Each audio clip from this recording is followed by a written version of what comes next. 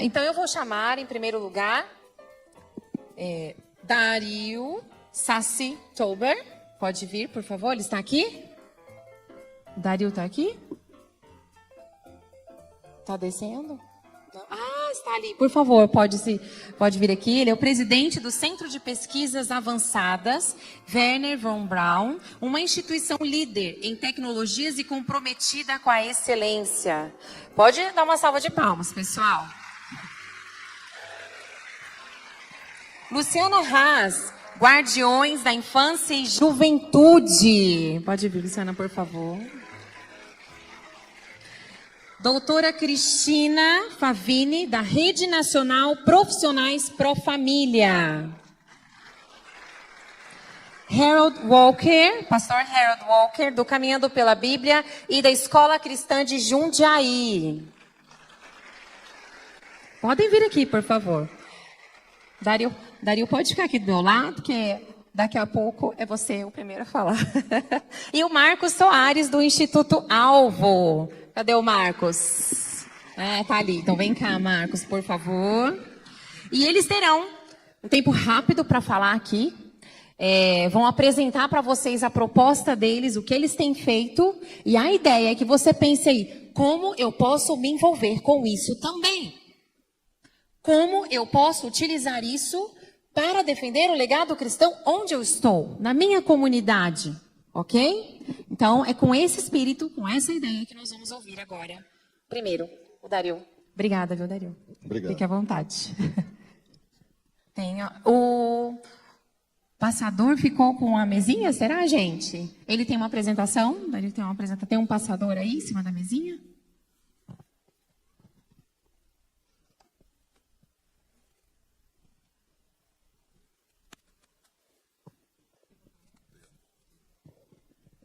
Boa tarde. Agradeço muito o convite do Christian Halls, da Gaba e do Lucas pela oportunidade. Eu tenho 15 minutos para falar. O convite foi para falar do que a gente está propondo aqui no Brasil para essa liberdade e também a origem, né, o histórico que a gente teve para chegar a montar alguma coisa que possa contribuir para esse objetivo que está sendo tão bem anunciado hoje aqui. Eu sou o diretor e fundador do Centro von Braun, é uma instituição genuinamente brasileira e começou em 2001. E nós vimos, né, desenvolvendo tecnologias aqui no Brasil, principalmente buscando a independência do Brasil de várias fontes de tecnologia ou de conhecimento estrangeiro. Mas eu vou falar um pouco da origem, onde surgiu a ideia de colocar um nome como Centro von Braun e o que a gente faz e qual que é a proposta que a gente está trazendo para o homeschooling e para a liberdade.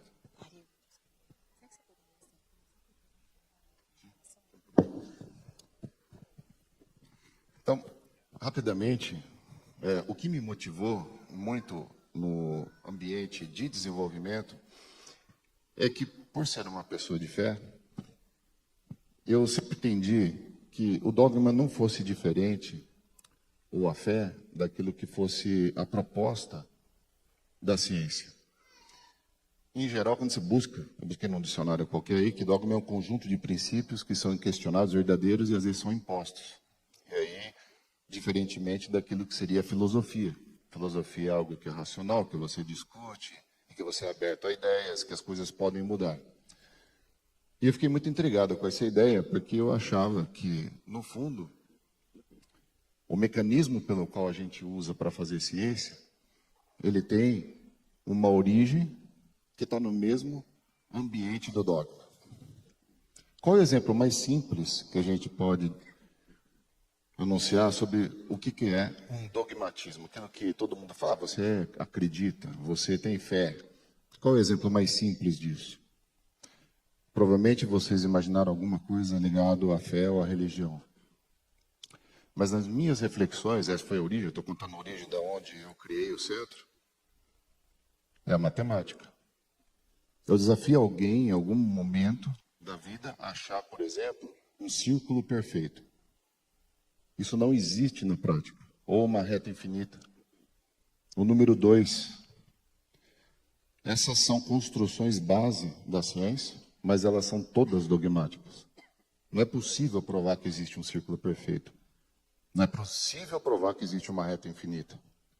Mas mesmo assim a gente acredita nelas. Assim como os próprios cientistas, os técnicos. Às vezes eles não percebem isso. O Platão, 500 anos antes de Cristo, ele entendeu que os fundamentos, os blocos naturais fundamentais da natureza são figuras geométricas, é a matemática. Depois, Kepler, ele imaginou que esses mesmos objetos matemáticos serviam para descrever o cosmos. Ou seja, desde o elemento mais simples ao elemento mais universal, esses conceitos matemáticos estão presentes. São eles que são a origem mais básica da ciência. E hoje a ciência moderna faz uso dessa ideia. Se você entender atrás de tudo, falar desse elemento, tem outro que é mais básico, até os quartos, os gluons, as partículas. No fundo, você está falando de essas mesmas figuras que foram idealizadas uma vez por Platão. Então, quando a gente pensa retas infinitas, figuras geométricas, conceitos que não são tangíveis, a gente também consegue fazer uma similaridade hoje com os mesmos conceitos que nós todos aqui cremos, que é o divino.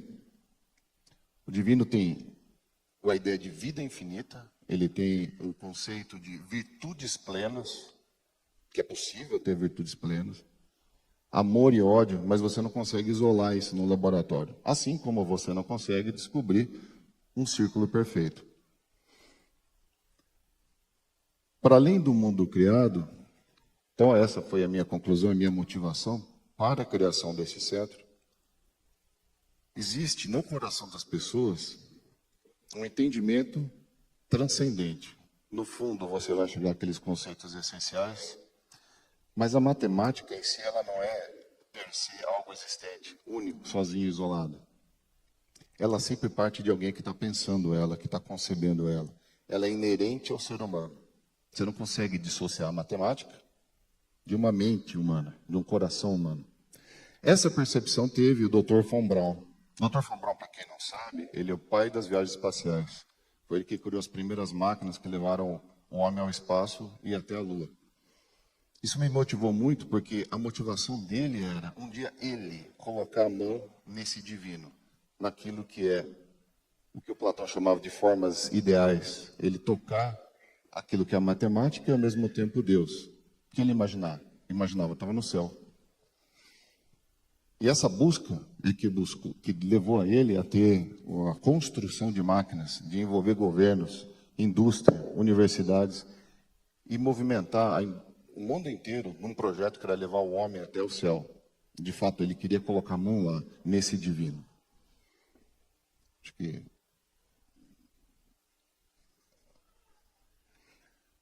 E nesse contexto, uma pessoa se identificou com ele, né?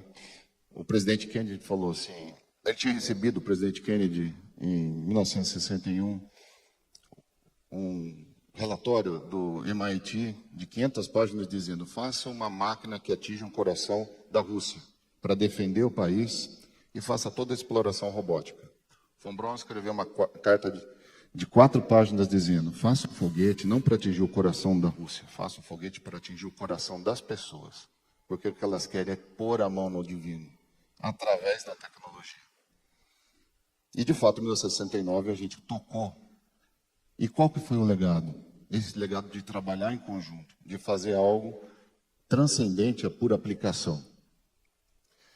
A minha história é de ter sido um aluno salesiano, desde pequeno, e eu levei essa ideia para eles. Falei assim, olha, eu gostaria de fazer um centro, eu fiz doutorado, pós-doutorado, eu trabalhei no FabLab nos Estados Unidos, mas eu queria fazer algo que tivesse essa possibilidade, de como o Von Braun tinha, com esse objetivo. Eles falaram, tá bom, olha, nós vamos apoiar, nós vamos colocar o incentivo, você vai montar, e lembre de uma coisa, isso já aconteceu. A primeira vez que alguém tocou o divino foi a mãe dele. E ela disse, para imitar e seguir o que ele mandar. Se você fizer isso, se você colocar sua vontade na vontade dele, de Jesus Cristo, você vai conseguir realizar esse toque imediato. Tocar o divino é estar com Jesus, aprender dela E aí você segue sempre assim. Porque o desafio que você está colocando, eles me disseram, é ir contra aquilo que veio o legado de toda uma indústria. Se você quer fazer do seu jeito, você não vai ter poder sozinho. Você tem que confiar nele. Imita ela. E aí criamos o Centro Fombrão. Vocês talvez já ouviram falar do currículo Lattes? O professor José Lattes foi indicado 2 vezes o Prêmio Nobel, cientista brasileiro. O último emprego dele foi no Centro Fombrão. O Centro Fombrão, ele, desde mais de 20 anos, tem trabalhado para o governo brasileiro, várias indústrias no mundo inteiro. Nós desenvolvemos o que é mais conhecido, aquele chip que está no Sem Parar, é um chip eletrônico que fica na etiqueta lá. Ele faz criptografia bancária, segura, com a velocidade de passagem do carro, sem bateria, e foi o primeiro chip do mundo a fazer isso. Nenhum outro país tinha conseguido fazer. Nós estamos avançando em várias aplicações desse tipo. Esse modelo de pedágio sem parar, né, de não ter mais barreiras, também foi começado por nós. É o mais avançado do mundo. Nós produzimos esses semicondutores. Todo mundo já ouviu falar que semicondutor está em crise, que é algo difícil de conseguir, que é algo difícil de manufaturar. Nós colocamos um stand aí para dar o acesso a qualquer um dos filhos de vocês a ter a capacidade de aprender a desenhar esses chips. Só existem 3 empresas no mundo que têm tecnologias, ferramentas para poder desenhar chips. Nós desenvolvemos aqui no Brasil toda a estrutura para que qualquer um de vocês, ou filho de vocês, possa desenhar chips do computador de casa.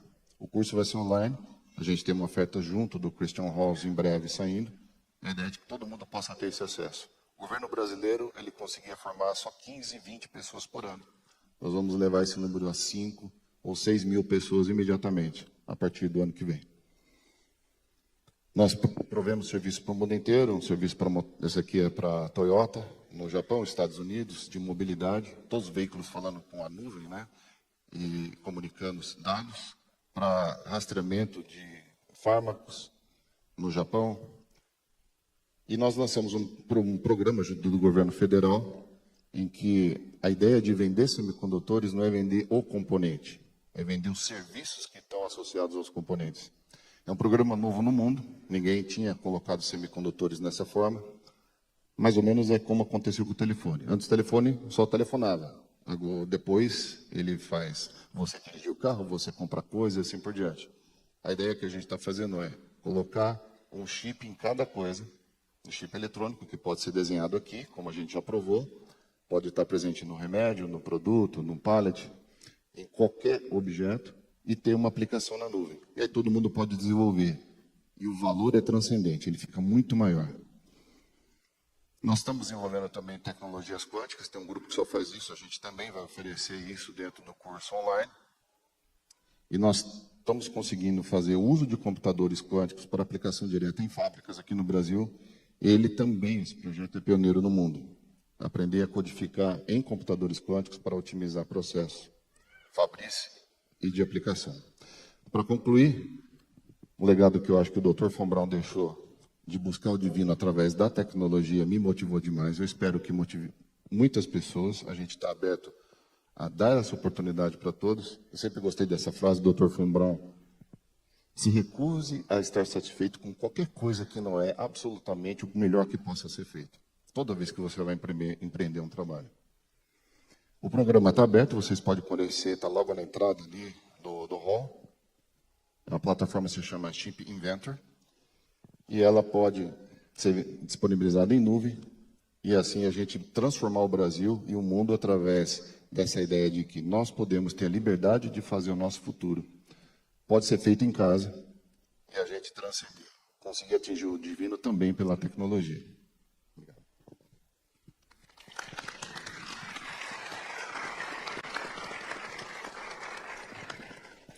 Acho excelente, né? Assim, essa riqueza que nós pudemos trazer para vocês, porque a gente trouxe pessoas que estão envolvidas com negócios e instituições de todas as áreas. E a gente ficou muito satisfeito em poder trazer vocês, né, que o Instituto pudesse estar conosco, mostrando que nós podemos fazer ainda muito mais pela nossa nação, se fizermos com excelência, se nos dedicarmos e talvez se conhecêssemos, esse era o nosso objetivo com o congresso. Olha, talvez as pessoas não conheçam tanto o Instituto Von Braun, a gente precisa que todo mundo conheça o que um cristão está fazendo com excelência e está fazendo para abençoar nossa nação. Então, esse era o nosso objetivo. E agora a gente vai ter, então, a fala da Luciana Haas, da Guardiões da Infância e da Juventude. Deixa eu... Esse nosso microfone é assim, tem que segurar um pouquinho para ele desligar. Daí tem que ter um pouco de paciência. Desliga. Deixa eu ver. Aí eu vou pedir para a Luciana Haas, então... Pode falar aí sentadinha mesmo, tudo bem? Pode ficar de pé? Pode ficar. A gente está só tentando assim arrumar o take aqui das câmeras, Luciana, mas a Luciana é um pouquinho mais baixinha. Ela pode ficar de pé, gente? Posso ficar, gente? Pode? O que vocês acham melhor? Vamos ver se dá certo. Boa tarde, pessoal. É uma alegria para nós, da Associação Guardiões da Infância e da Juventude, estarmos aqui hoje com vocês. Agradecer aí a coordenação, né, desse evento maravilhoso, na pessoa da Vanessa. Muito obrigada por ter nos convidado. Eu e meu marido Lúcio viemos de Belo Horizonte para falar um pouquinho dessa nossa associação para vocês. Posso usar? Olha lá, pessoal, desde 2015, mais ou menos, 2014, nós lutamos lá em Belo Horizonte contra a ideologia de gênero, contra a doutrinação nas escolas. Vocês devem ter acompanhado que na última década, né, digamos assim, desde lá de 2014, as famílias brasileiras acordaram para essa realidade. Até então, muitos de nós nem sabíamos o que era gênero. E aí nós nos deparamos com um plano nacional, que na época 2014 estava sendo feito, depois os planos estaduais, os planos municipais de educação, e nos deparamos com aquela realidade, né? Militantes travestidos de professores, porque professores, nós temos sim professores bons no nosso país, professores preocupados realmente com a instrução, a educação das crianças, mas nós temos um grande número de militantes. Alguém aqui já se deparou com alguma situação de doutrinação ideológica com seus filhos? Bastante gente, né? Então, nós nos deparamos com isso, nós lutamos contra a doutrinação, contra a ideologia de gênero, desde já, né, como eu disse, há muito tempo. Como que eu passo? Isso. Aquela, pessoal, é uma atividade dada por uma escola estadual, lá de Minas Gerais, na qual os alunos tinham que pesquisar a fundo termos desse universo aí, que nós, muitas vezes, queremos proteger ou precisamos proteger os nossos filhos, sejam eles pequenos ou adolescentes, mas chega na escola e se deparam com um trabalho como esse. Esse era um trabalho de 37 termos do universo LGBT, que os alunos teriam que escolher entre eles 5 termos, fazer uma pesquisa a fundo, e esse trabalho ele valia nota para 5 disciplinas diferentes. Era um trabalho interdisciplinar. E quando nós questionamos a escola sobre esse trabalho, eles falaram, mas esse é o 4º ano que a gente faz esse projeto. Então, a gente viu como que, durante tanto tempo, as famílias brasileiras estiveram adormecidas, a ponto de fazerem trabalhos como esse se tornarem trabalhos do dia a dia, muito naturais numa escola, seja particular ou pública, né? Então, nós, como associação, uma pessoa jurídica, Guardiões da Infância e da Juventude, nós nascemos com essa missão de ser um agente proativo para resgatar e resguardar a integridade física, moral e espiritual de crianças, jovens e suas famílias. A nossa visão é ser reconhecida e referendada no Brasil como uma instituição de defesa e promoção dos direitos das crianças, dos jovens e de suas famílias, de forma que em qualquer parte do Brasil, quando alguém se deparar com alguma violação do direito da criança e do adolescente, que procure a nossa instituição, porque nós temos parceiros importantes, como a rede de profissionais pró-família, que hoje aqui vai ser vai ser apresentada a vocês essa rede. Lá em Belo Horizonte, nós temos uma parceria com essa rede, muitas outras, que oferecem realmente uma proteção para as crianças e para as famílias. Os nossos valores: Deus, pátria, família, liberdade, responsabilidade e fraternidade. E como é que é o nosso dia a dia, né? O que a gente faz? Por exemplo, nós estamos sempre presentes nas assembleias, nas câmaras municipais, quando são debatidos ou são votados assuntos que têm a ver com a criança, a família, a educação. Vocês têm noção da quantidade de leis que tentam empurrar, que tentam emplacar em nosso país, em nossas cidades, nossos estados, para combater a inocência das nossas crianças? Vocês têm acompanhado isso? Leis que dão liberdade para que façam das nossas crianças cobaias de experimentos sociais. Então, nós estaremos lá. Também em outras audiências, como essa, né, que eu coloquei um exemplo para tratar da melhoria da saúde desde a infância. Questão de aborto e tudo mais, estamos sempre presentes. Nós temos também, pessoal, um selo chamado Guardiões, recomendado pelos Guardiões da Infância e Juventude, que nós colocamos nos livros literários para que os pais possam saber com que tipo de material eles podem contar. Então, se o livro literário ele tem o selo recomendado pelos Guardiões, significa que ele é rico em princípios e valores e que é adequado para a faixa etária.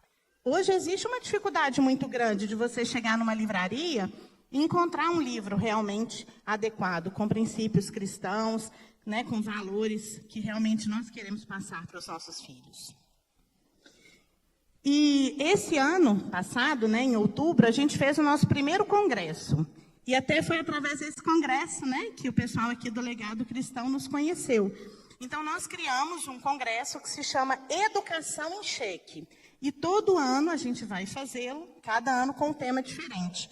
Esse ano a gente trabalhou, a gente discutiu a Agenda 2030 da ONU, que o nosso preletor, né, que me antecedeu, citou essa Agenda 2030 da ONU. Então, nós trouxemos essa discussão para as famílias estarem realmente atentas, porque às vezes a gente acha muito bonitinho, né? Educação e desenvolvimento sustentável. Mas o que está por trás disso? O que realmente querem implantar na cabeça dos nossos pequenos e dos nossos jovens? Então, nós fizemos esse congresso, né, que foi até motivo aí de uma reportagem da Gazeta do Povo. E também lá em Minas Gerais, nós estamos bem assim unidos com outros movimentos. Não sei se vocês já ouviram falar do Mães Direitas. Né? Se vocês não conhecem, também sigam no Instagram. Mães Direitas, tem um movimento que chama Mova Brasil. E nós nos unimos, porque sozinhos nós somos quebrados muito facilmente. Então, quando a gente realmente se juntou com outros movimentos de Minas, para a gente poder fazer pequenas, grandes coisas, né? Digamos assim. E uma dessas pequenas coisas, mas que tem uma grande repercussão, que tem um grande resultado, eu vou falar rapidamente para vocês, que é a batalha pelos conselhos tutelares. Quem aqui votou agora, dia 1º de outubro, para conselho tutelar, levanta a mão bem alto. Agora, abaixa e levanta para mim quem tinha votado há 4 anos atrás.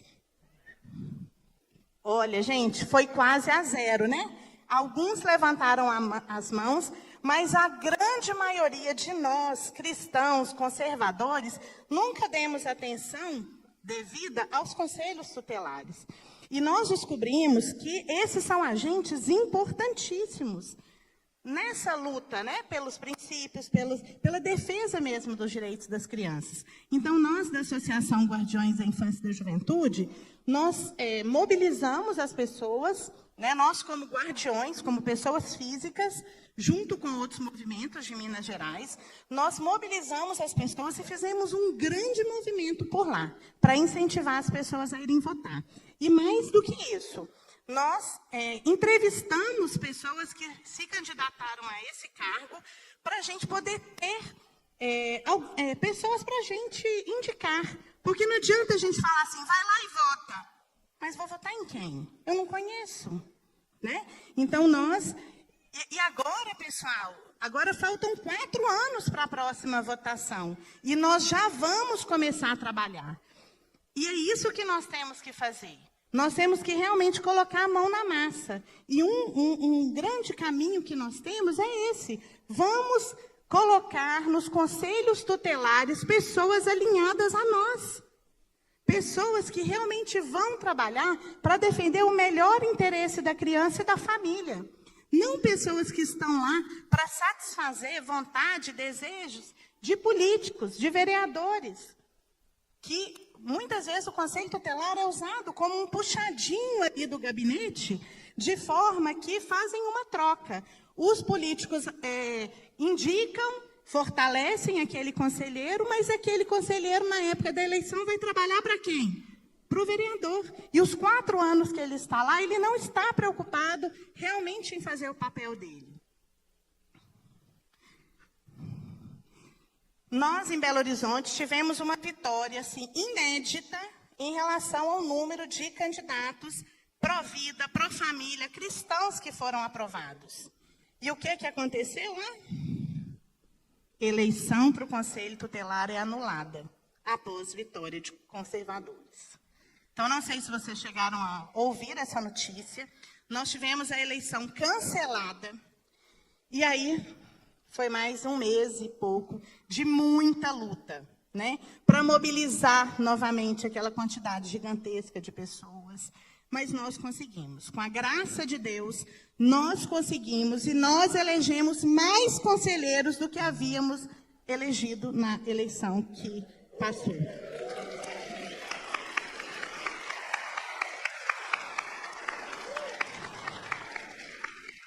Agora, pessoal, não basta nós elegermos esses conselheiros. Nós também temos que acompanhar o trabalho deles. Se a gente não fizer isso, não vai ter tanta eficácia. Então, nós também, da nossa associação, nós estamos oferecendo para os conselheiros do Brasil inteiro, e aí, né, lá em Belo Horizonte a gente faz presencial e para todo o Brasil a gente vai fazer online, virtual, uma formação para conselheiros tutelares, para que eles saibam como agir. Quando acontecer alguma situação ligada a essa pauta tão cara a nós, que é a defesa da vida e da família. Esse sábado agora mesmo, nós demos uma formação para conselheiros tutelares, onde nós abordamos a questão do aborto, da educação domiciliar e tantas outras que são muito importantes para nós. E nós temos que orientá-los para que eles saibam agir dentro da lei. Nós não vamos e não estamos pedindo nada que esteja fora da lei. Mas nós temos que instrumentalizá-los, que ajudá-los a entender os mecanismos para que eles possam, de verdade, defender as crianças e as famílias. Então, se você pretende ser um conselheiro tutelar, é um conselheiro e quer se formar melhor, ou apenas que você quer que a sua cidade tenha conselheiros pró-vida e pró-família, conte conosco. Esse é um dos trabalhos que a gente faz. Ali está o nosso WhatsApp, o nosso Instagram. Se você está aí com o celular na mão, pega o celular, já entra no Instagram, digita lá Guardiões Infância e Juventude, vai aparecer uma bolinha amarelinha, segue a gente lá. Ali está também o nosso e-mail. Mas através do Instagram vocês podem mandar mensagem no direct que a gente responde direitinho. E para finalizar, pessoal, nós estamos vivendo tempos sombrios. Alguém tem dúvida disso? A desconstrução, a destruição que a professora Inês falou, né, aqui no primeiro bloco da manhã, ela está assolando o nosso país. Ela está chegando dentro das nossas famílias. As pessoas que nós entregamos os nossos filhos para que elas cuidem, que são os professores, muitas vezes estão usando os nossos filhos, como eu citei aqui, como cobaias para experimentos sociais. Então, nessa situação de tempos obscuros que estamos vivendo, nós temos que ser um farol na vida dos nossos filhos. Afinal de contas, eles são o nosso tesouro mais precioso. Nesses tempos sombrios, em que o mal é apresentado como bem, o falso é apresentado como verdadeiro, nós temos que ser esse farol na vida dos nossos filhos e realmente iluminá-los e ensiná-los a diferenciar o bem do mal, a diferenciar o que é certo do errado e sempre escolher o caminho do certo, do bom e do verdadeiro. Muito obrigada, pessoal.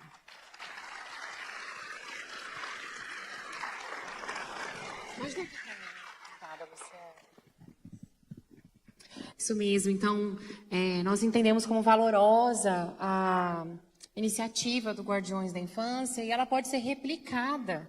Então, pense aí, como ela pode ser replicada onde você está? No lugar onde você tem influência. Entre em contato com eles para replicar o que eles estão fazendo. E a próxima convidada é a doutora Cristina Favini, que vai falar em nome da Rede Nacional Profissionais Pró Família, idealizada pelo doutor Alexandre Magno. Obrigada, Cristina.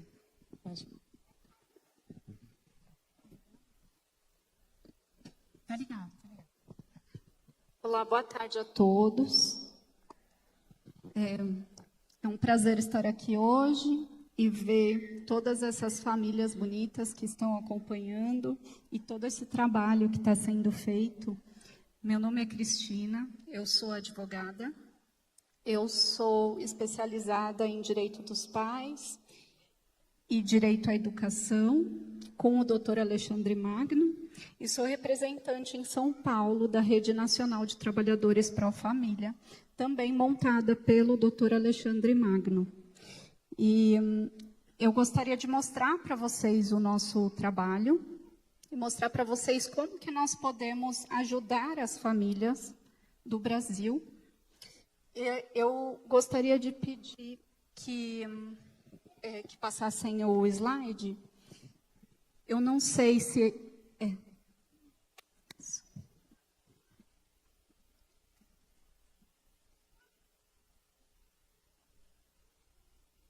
Será que... Não está funcionando. Ah, foi. Se eu apertar aqui, ele dá play. Eu vou passar um vídeo para vocês apresentando e depois vou explicar melhor o nosso trabalho para que vocês possam entender.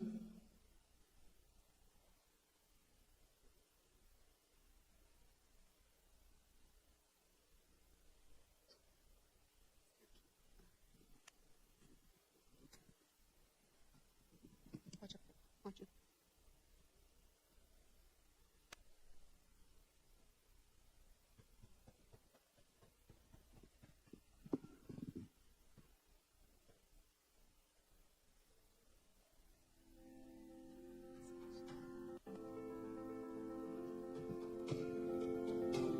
Você está dia a dia pensando em como fazer o melhor pelo seu filho. Você não consegue ser perfeita e muitas vezes se culpa por isso. Vive todo dia a exaustão física e emocional. Só você sabe todas as noites que acordou de madrugada porque seu filho fez xixi na cama. Foi dormir de madrugada, preparando comida, arrumando a casa, os brinquedos. Passou um mês sem saber como as contas iriam fechar, mas sempre providenciando tudo para os seus filhos. Você dá tudo de si. E em seu compromisso com a verdade, com Deus, faz de tudo para passar os valores da família adiante, para que entre no coração deles.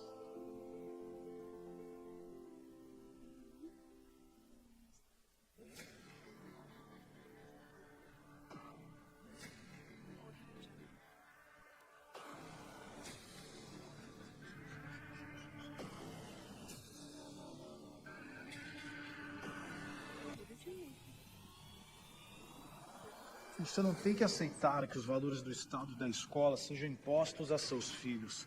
Existe um lugar protegido, com pessoas que estão conectadas com essa mesma verdade que você, com profissionais qualificados para responder às suas perguntas e te guiar nesta jornada.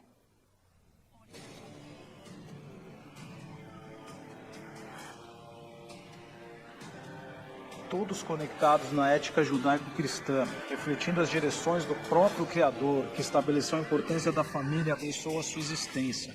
Minha família, minhas regras, o dilúvio já começou.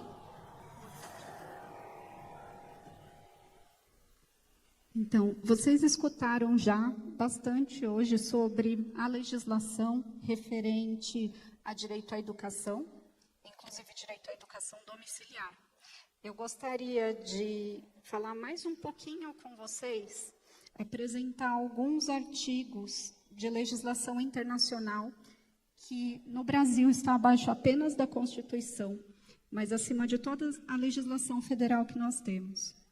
A Convenção sobre os Direitos da Criança afirma no artigo 29, item 1c, que a educação da criança deverá estar orientada no sentido de imbuir na criança o respeito aos seus pais. O Pacto Internacional sobre Direitos Civis e Políticos, no artigo 18, item 4, afirma que os Estados-membros se comprometem a respeitar a liberdade dos pais de assegurar a educação religiosa e moral que esteja de acordo com as suas próprias convicções. O Pacto Internacional sobre Direitos Econômicos, Sociais e Culturais, no artigo 13, item 1, também afirma que os Estados-membros se comprometem a respeitar a liberdade dos pais de fazer com que seus filhos recebam a educação moral e religiosa que esteja de acordo com as suas próprias convicções. Preocupado com isso, o Dr. Alexandre Magno desenvolveu a Rede Nacional de Trabalhadores Pró-Família. E como foi que essa rede surgiu? Quem conhece o Dr. Magno sabe que ele é a referência no Brasil em direito à educação, porque desde 2008 ele vem recebendo demandas nesse sentido, e foi nesse momento que ele percebeu, nas primeiras demandas que ele recebeu, que o direito à educação não estava bem desenvolvido e bem entendido no Brasil.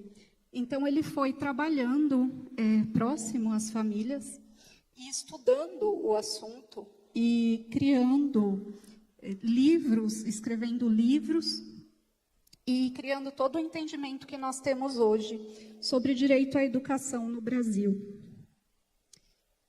E ele foi entrando em contato mais próximo às famílias, percebendo outros problemas também, não só referente à educação domiciliar, mas também dentro das instituições de ensino. Então, ele também começou a estudar e se aprofundar em direito à educação escolar, e se aproximando ainda mais dos pais, ele percebeu também problemas em relação ao conhecimento dos pais, em relação à legislação, sobre até onde que eles poderiam ir ou não. Então, a pergunta que nós fazemos hoje seria: até onde nós, pais, estamos dispostos a permitir interferências externas na educação moral, religiosa e nas ideologias que são passadas para os nossos filhos? Depois de todo o desenvolvimento e de todo esse conhecimento, o Dr. Magno percebeu que ele precisava passar adiante esse conhecimento. Então, em 2021, ele criou turmas, ele criou cursos de direito à educação e de direito dos pais e disponibilizou para os profissionais que estivessem dispostos a trabalhar do lado dessas famílias para poder ajudar. E então, ele selecionou, depois desses cursos, alguns desses profissionais e montou a Rede Nacional de Trabalhadores Pró-Família. Então, são todos profissionais qualificados, que têm esse conhecimento específico e que estão reunidos, advogados, psicólogos, pedagogos. E nós temos hoje o privilégio de dizer que nós somos o primeiro grupo de trabalhadores pró-família que tem disponível para as famílias, inclusive, um médico imunologista, que tem conhecimento também em vacinas e que pode atender e responder os questionamentos dessas famílias. Mas aí vocês perguntam, você está falando de uma rede nacional de trabalhadores pró-família e foi mostrado um vídeo da ARCA. O que é a ARCA? Depois de juntar todos esses profissionais, ainda tinha uma dificuldade. Como disponibilizar esses profissionais para as famílias? De uma forma discreta e privada, para que elas pudessem ter um atendimento da forma apropriada. Então, foi criada a ARCA, que é uma plataforma que tem vários conteúdos diferentes, e nesses conteúdos, que são divididos em áreas, tem uma área em que os pais podem mandar questionamentos, receber respostas, e, se necessário, serem direcionados para profissionais qualificados, que dividem os mesmos valores morais e que estão disponíveis em todo o território nacional. Então, essa foi a forma de disponibilizar o nosso trabalho para vocês de uma forma discreta. E nessa plataforma, nós não temos apenas um local para os pais receberem respostas e serem direcionados aos profissionais. Nós temos também conteúdo postado regularmente, escrito em texto informativo para os pais. Também temos conteúdos em vídeo. E também tem, inclusive, uma masterclass do Dr. Alexandre, que fala sobre direito à educação. Então, para quem quiser, para as famílias que quiserem fazer parte dessa plataforma, vocês podem acessar o QR Code que está disponível para vocês. Se vocês quiserem acessar agora, ou se quiserem tirar uma foto para acessar mais tarde, também podem. Esse QR Code vai levar vocês para um site de inscrição, para vocês poderem se inscrever e fazer parte da ARCA, por uma contribuição de R$ 49,90 mensais. Eu espero que nós possamos fazer parte da vida de vocês e poder ajudar as famílias da melhor forma possível. Eu agradeço a atenção. Deus abençoe todas as famílias e muito obrigada.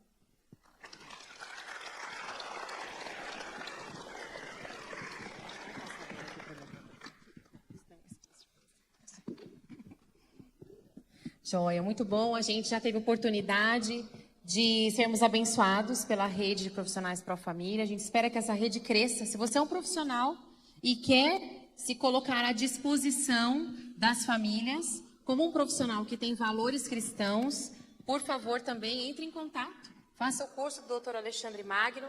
É de extrema importância que a gente cria, uma das ideias desse congresso é a gente criar um ecossistema cristão, né? Que a gente possa se identificar as boas práticas, os bons profissionais, os profissionais que têm trabalhado com excelência e que não vão entrar em conflito com seus clientes que têm valores cristãos também. Eu não sei quantos aqui já tiveram experiência de precisar de um profissional, por exemplo, das humanidades, né? Um profissional da área da saúde, que tivesse o respeito pela nossa crença e tiveram dificuldade com isso. Eu mesma já tive. Então, nós queremos, em nome de Jesus, que surja uma rede de profissionais muito maior do que existe hoje ainda, certo? E agora, eu vou passar a palavra. Nós vamos ouvir agora um testemunho, uma experiência. Como eu falei para vocês, a nossa proposta é ter... Deixa eu colocar esse microfone aqui, que eu vou dar microfone. A nossa proposta é trazer para vocês diferentes práticas aqui, né? Então, eu quero apresentar o pastor Harold Walker. Ele tem uma página hoje do Caminhando pela Bíblia, onde ele compartilha, né, suas reflexões, porém ele tem uma experiência também muito prática dentro da Escola Cristã de Jundiaí. Ele vai compartilhar um pouco conosco como foi essa história. Pode apertar o microfone aí.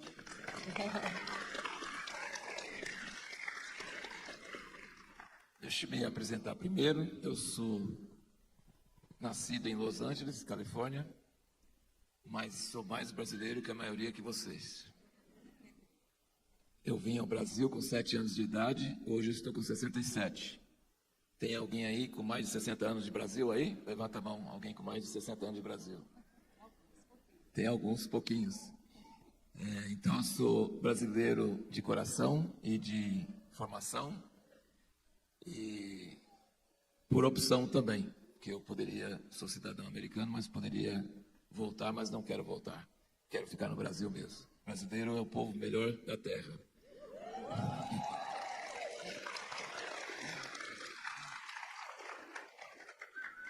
E ouvi uma parte, acho que talvez a segunda metade do preletor anterior, e posso dizer o seguinte, que meu pai, John Walker, praticou tudo que esse preletor falou. Estou com 67 anos, tenho filhos, tenho netos. Meu pai tinha 6 filhos biológicos, tinha muitos filhos postiços, porque passavam tempo com ele, morava em nossa casa. Ele era uma pessoa, quando era jovem, muito atribulado, criado numa família de classe média, em São Francisco, Estados Unidos. E quando estava na idade de faculdade, ele procurou a verdade no budismo, no catolicismo, em vários ismos, né? E até que ele encontrou Cristo mesmo, a luz que ilumina todo homem que entra no mundo. E ele teve uma revelação quando ele estava trabalhando durante a Segunda Guerra Mundial. Ele tinha uma opção naquela época de você não ser obrigado a fazer parte do exército ou ir para a guerra. Você podia falar que você não tinha consciência para matar os outros. Então você não podia também ficar em casa tranquilo e tal, não. Você tinha que ir para trabalhar nas estradas, para trabalhar em algum serviço público de utilidade. E ele foi. E ele era cozinheiro de uma equipe que trabalhava nas estradas, e ele tinha madrugadas e lia os livros de George Fox, que era do movimento Quaker, que falou dessa luz interior. E ele foi sendo alcançado por Deus. E depois da guerra, esse pessoal Quaker tinha escolas e tinha educação infantil. E ele lembra de como, nós vimos que o preletor anterior falou que a criança não nasce sabendo ser gentil. A criança não nasce com bondade. A criança não nasce pensando nos outros. A criança não nasce falando só a verdade. Ele fala a verdade sobre os irmãos, mas sobre ele mesmo ele mente. Ele não faz nenhum curso de mentirologia porque não é necessário, já vem embutido. E ele viu, então, nessas criancinhas, né, que quando você fala assim, não bate no seu coleguinha com esse martelo de plástico. Ele falou assim, você não queria machucar ele. Ele falou, não, ele queria era matar ele. Se tivesse um revólver, ele matava. Então ele viu que esse mal está embutido nas pessoas, né? E aí ele ouviu de Deus que ele teria que disciplinar os filhos dele quando ele tivesse. Ele não era casado ainda. Ele teria que disciplinar. E falou, mas Deus, eu não posso disciplinar. Meus pais não me disciplinaram. Como é que eu tenho direito de disciplinar meus filhos? E Deus falou com ele, não é questão de que você teve ou não teve. É questão de um princípio do universo.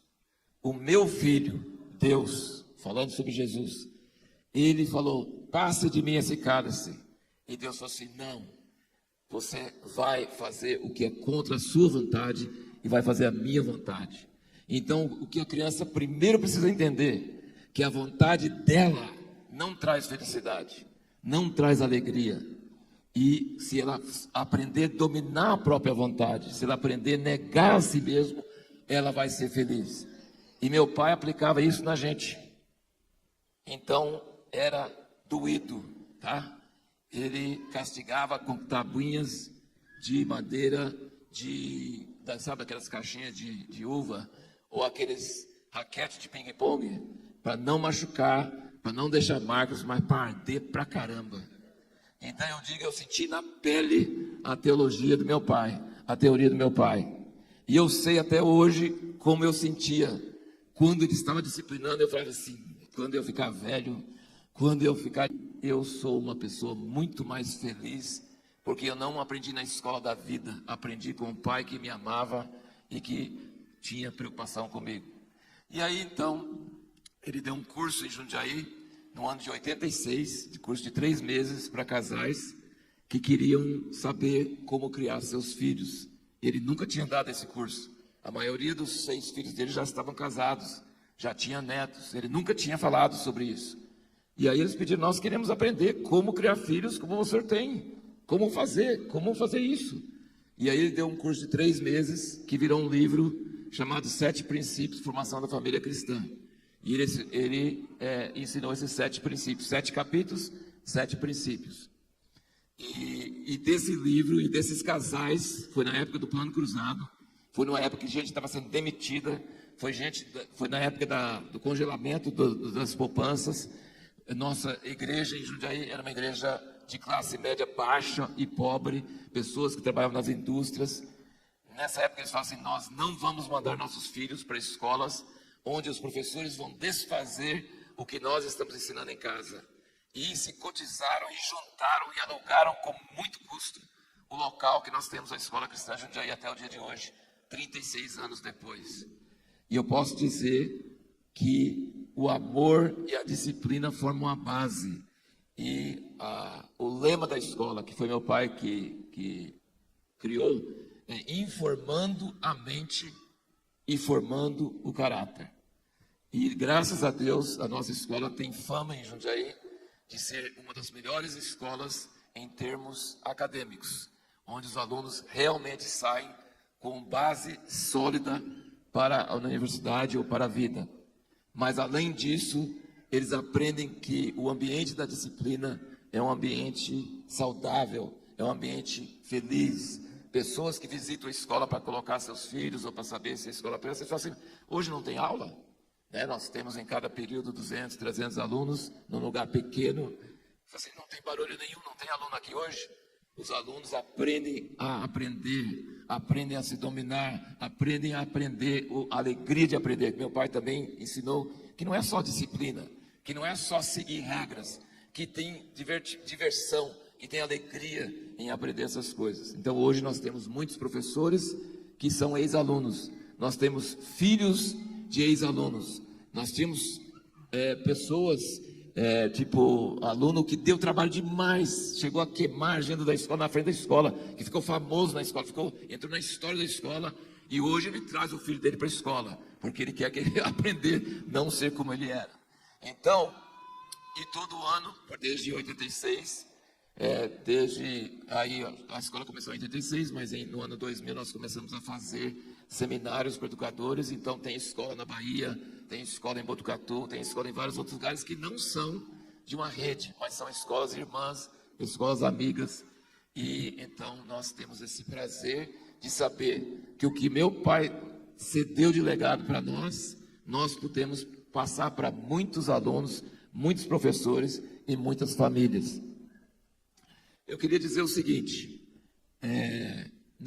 no ano da pandemia foi muito difícil para nós como escola, muito difícil mesmo, e não difícil só no ano da pandemia, foi mais difícil ainda no ano desses anos depois, porque parece que as mentes dos pais mudaram. Nós nunca tínhamos que fazer nenhuma propaganda, nenhuma divulgação, nós tínhamos lista de espera para entrar na escola, mas a mente dos pais mudou, parece que eles não estão interessados mais em excelência, eles estão interessados em recreação, em estrutura, uma série de outras coisas. Então foram muito difíceis.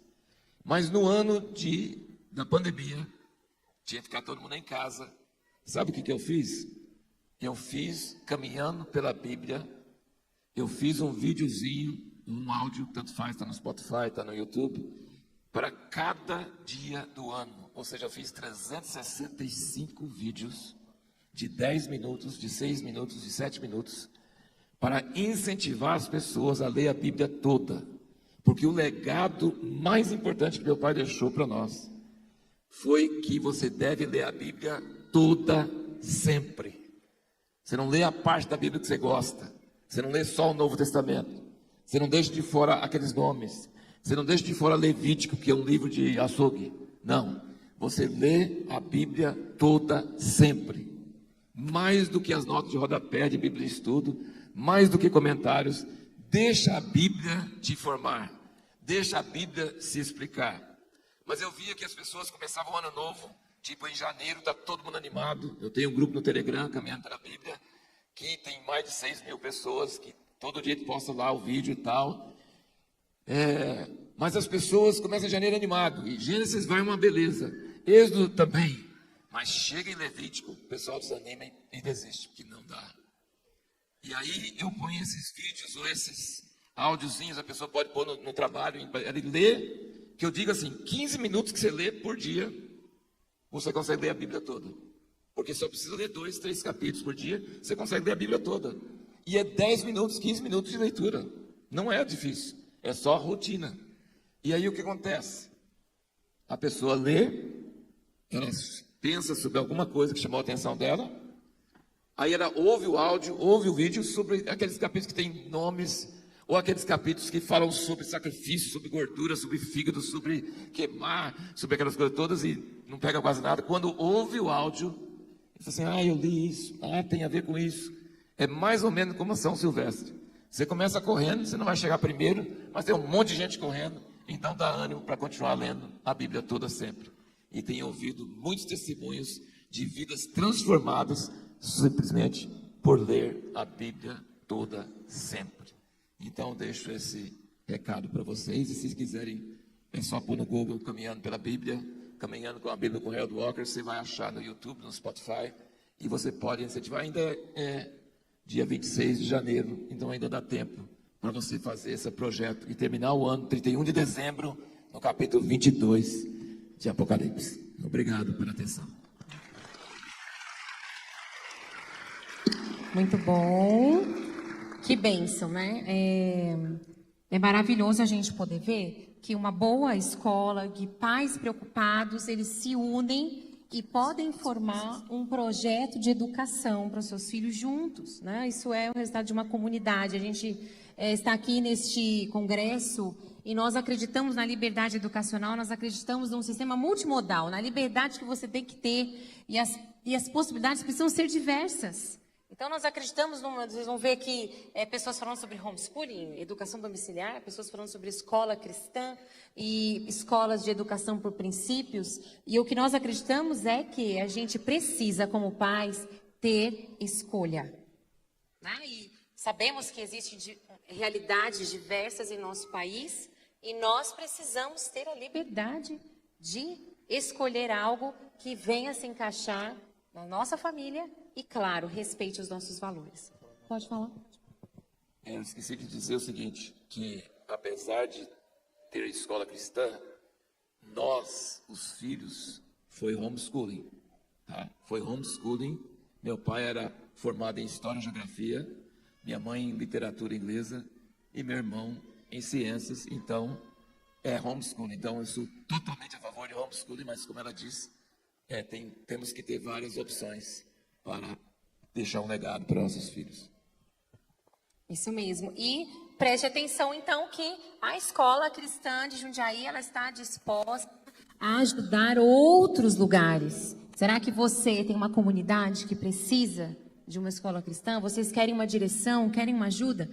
Existe, sim, outras instituições, associações de pais querendo te ajudar com isso. E agora eu vou chamar o Marcos Soares, do Instituto Alvo, para falar aqui conosco o que ele tem desenvolvido junto aos nossos jovens e como ele tem... O que ele tem desenvolvido junto à juventude.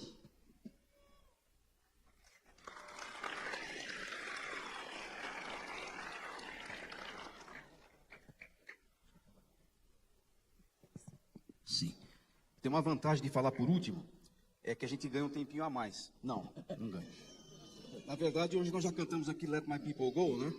Você sabe a história do pastor que estava pregando, e estava pregando muito além do tempo que tinha. E tinha alguém atrás dele assim, eu tenho hoje 5 aqui, tá? Só tinha um. E o pastor lá estava atrás dele falando assim, amém, faraó, amém, faraó. Amém, faraó. Ele não estava entendendo, não estava nem pregando em Êxodo. E quando ele terminou, depois de muito tempo, ele sentou lá e falou para o pastor que estava falando a mim, Faraó, eu não entendi, eu não estava falando sobre Êxodo nem nada, eu não era para ver se você lembrava o resto do texto. Que texto? Deixa o meu povo ir. Né? Então, se alguém falar a mim, Faraó, aqui é hora de eu parar, eu espero que não seja necessário. Né? 4 rapazes foram estudar no exterior. Eles foram para um país diferente, uma língua diferente, tinham que aprender conhecimentos novos e tal. Na realidade, não podia chamá-los de imigrantes ou estudantes estrangeiros, eles eram prisioneiros de guerra. Eu acho que a essa altura, se você já fez a caminhada bíblica, você deve saber que eu estou falando de Daniel, Ananias, Misael e Azarias.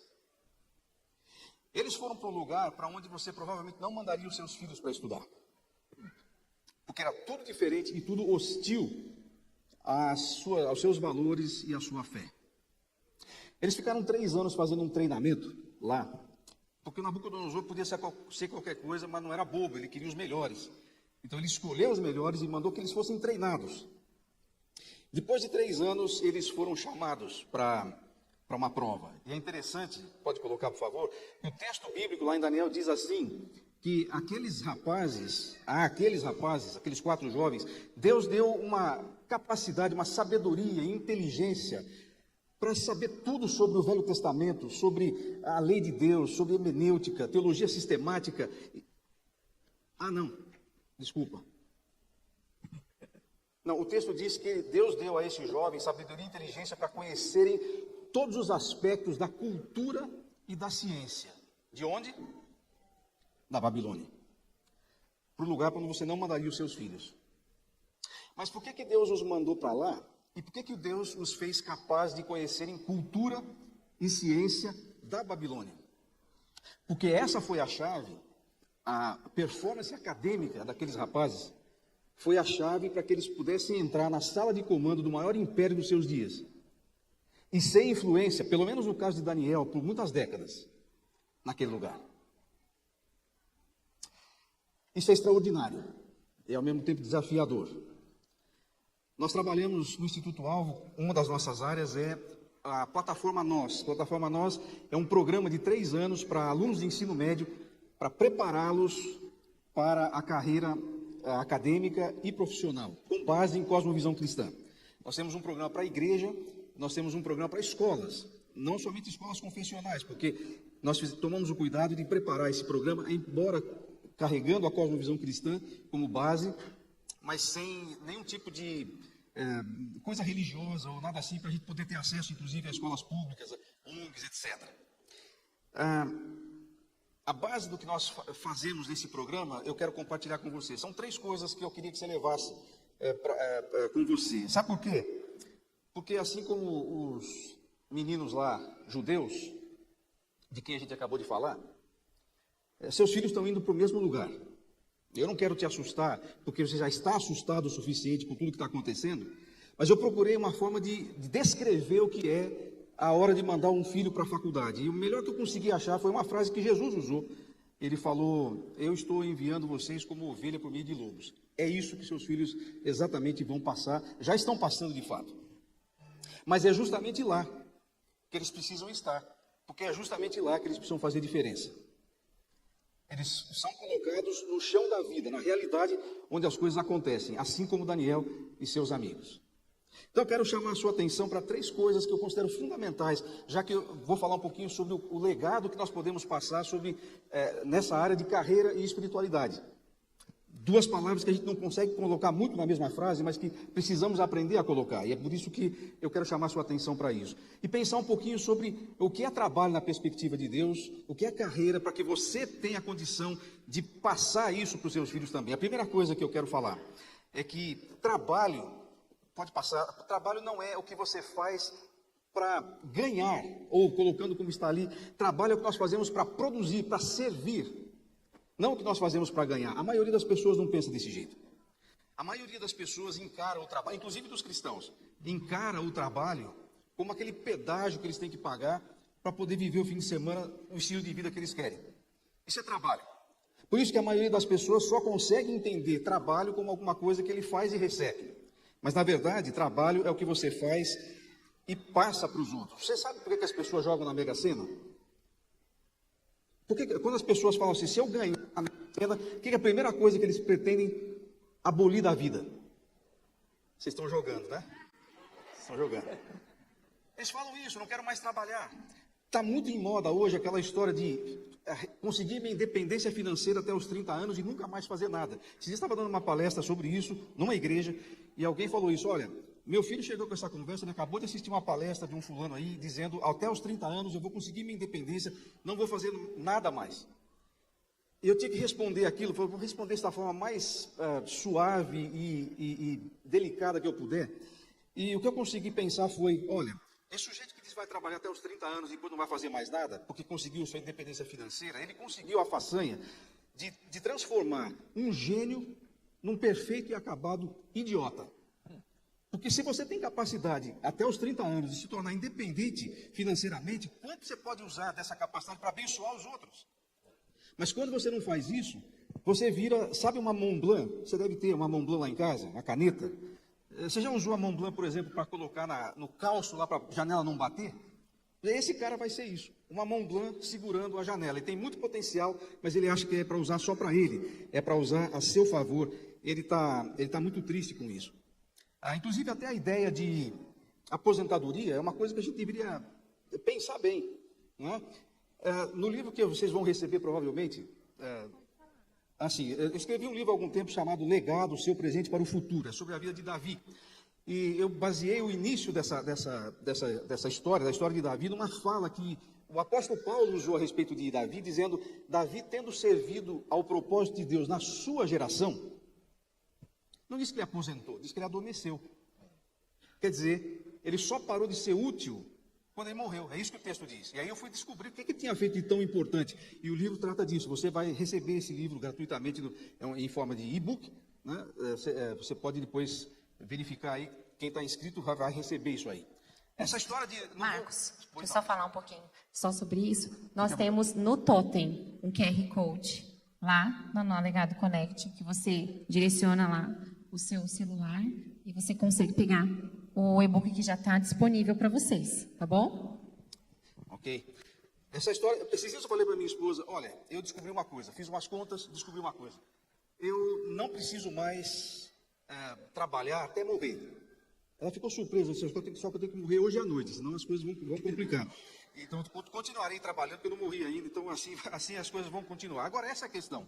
O que é trabalho para você? Porque, dependendo do que você encara como pai, o que é trabalho, é o que você vai passar para o seu filho.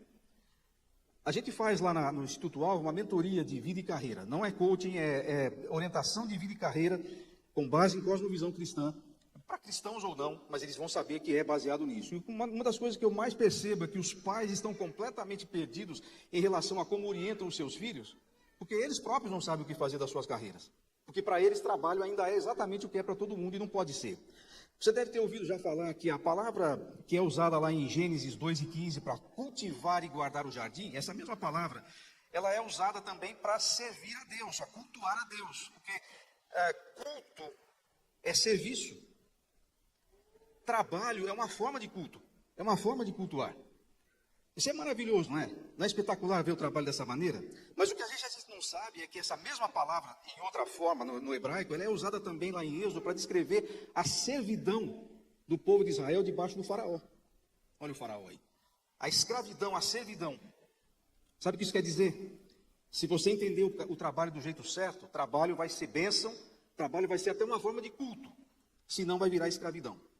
E se o que você quer para os seus filhos é que a carreira deles seja uma carreira que abençoe, você tem que começar dizendo qual é o conceito bíblico de trabalho, ou o conceito cristão de trabalho. É o que você faz para os outros. Bob Buffer dizia que a vida precisa ser produtiva, não apenas lucrativa. Ele tem razão. Segunda coisa que nós temos que pensar é que produzir cultura está no nosso DNA.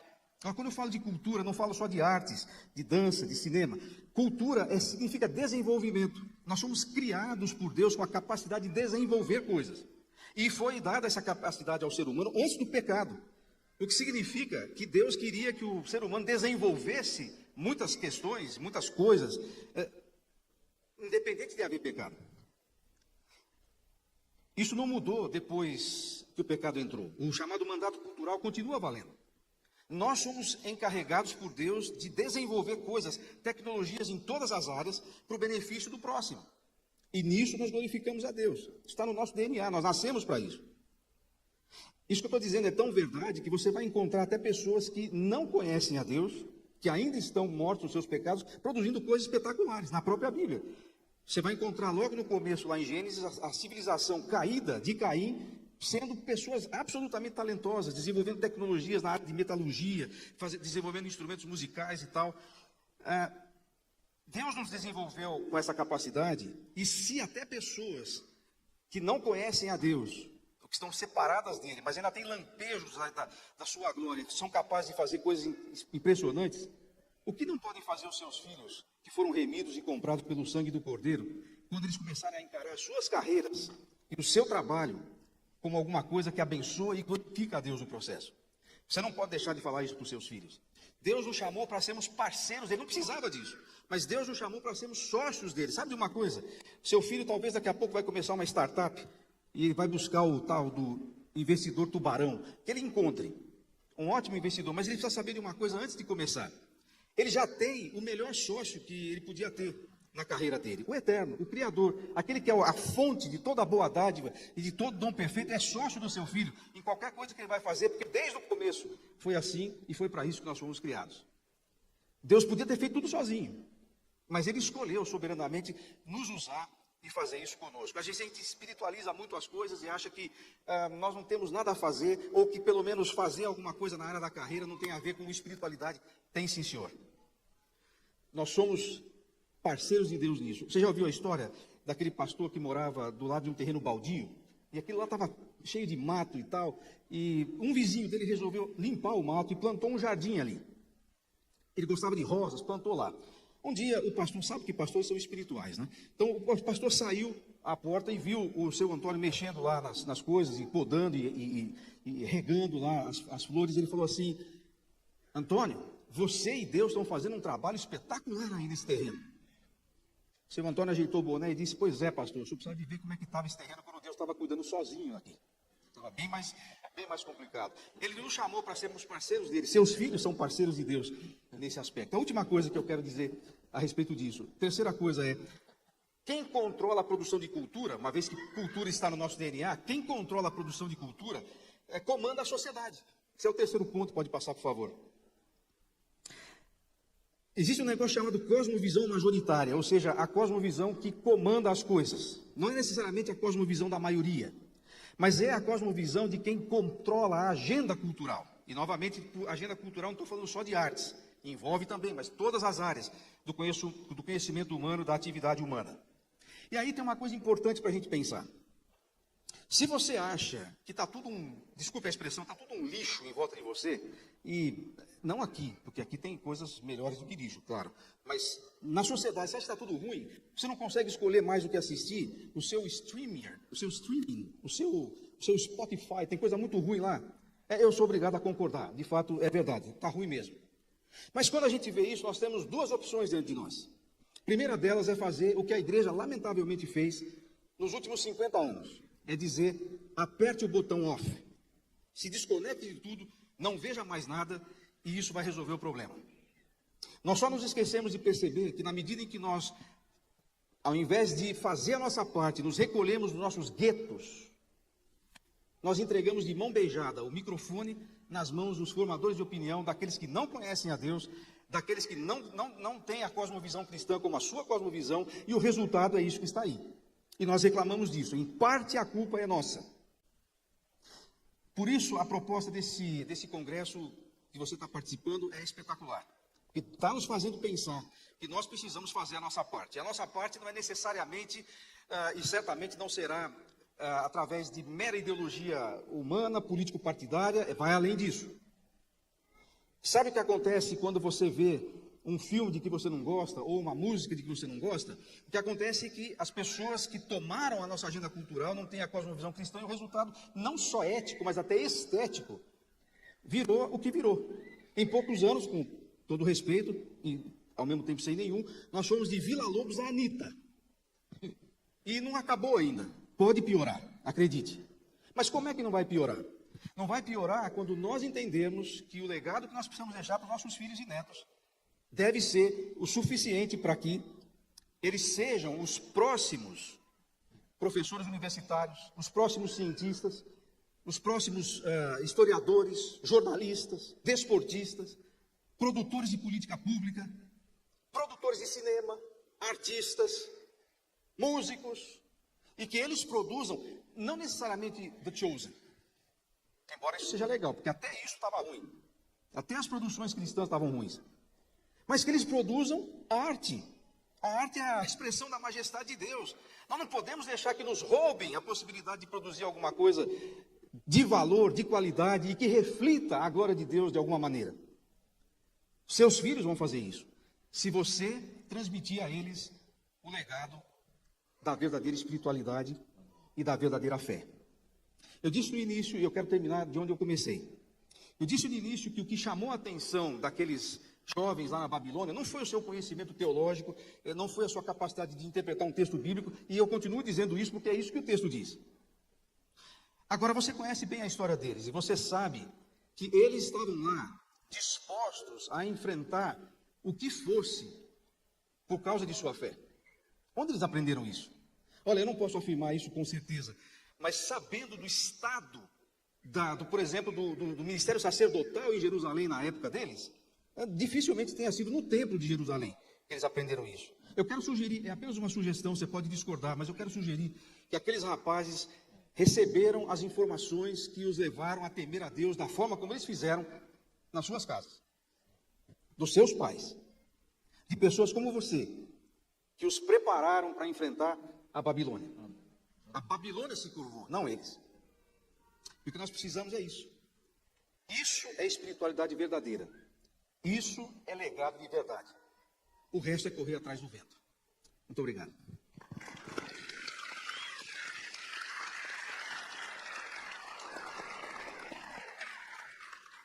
Obrigada, Marcos. Desligou aqui. Que maravilha a gente poder ouvir todas essas experiências.